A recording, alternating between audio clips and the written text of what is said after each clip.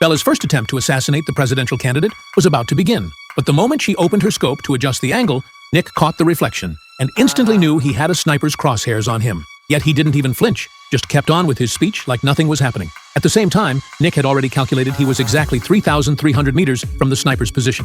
He'd even predicted the bullet's trajectory. A second later, the shot rang out. Nick could have easily dodged it, but instead, he barely shifted his body, deliberately letting the bullet graze his shoulder. Turns out, Nick had already figured out that surviving an assassination attempt would skyrocket his support among voters. But who would have guessed that just a year ago, this same guy was a total nobody? Nick fancied himself a top-tier novelist, but he hadn't written a single word in 3 months. Even his girlfriend of 7 years had finally had enough of his lack of ambition and walked out on him. Devastated by the double blow to his career and love life, Nick was wandering the streets feeling sorry for himself when he bumped into his ex-girlfriend's brother. That's when he got his hands on a miracle drug called NTZ. This pill could supposedly unlock 100% of the brain's potential.